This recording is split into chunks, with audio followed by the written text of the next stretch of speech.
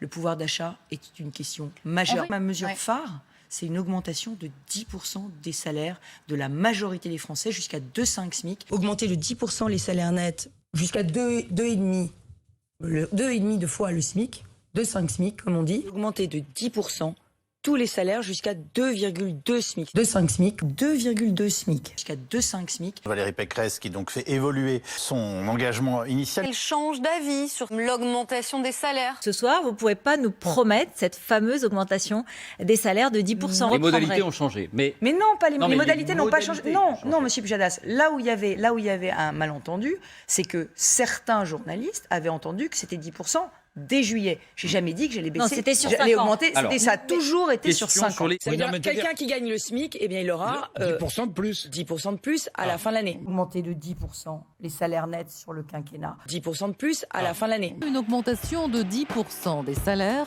financée par une baisse des charges salariales. Je vais financer ça par la réforme de l'assurance Économie. chômage. Deuxième réforme sur les fraudes sociales et fiscales.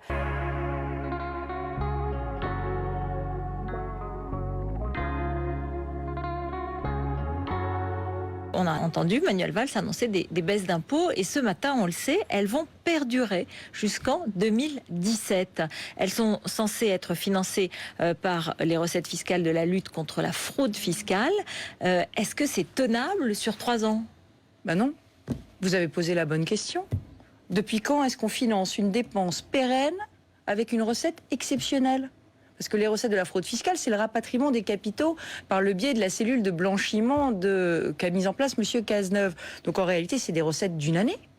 Donc on est en train de nous vendre du vent. Je sers une candidate, Valérie Pécresse, qui a construit un projet politique qui est cohérent, la cohérence des propositions. 2,2 SMIC. 2,5 SMIC. 2,2 SMIC. La cohérence des propositions.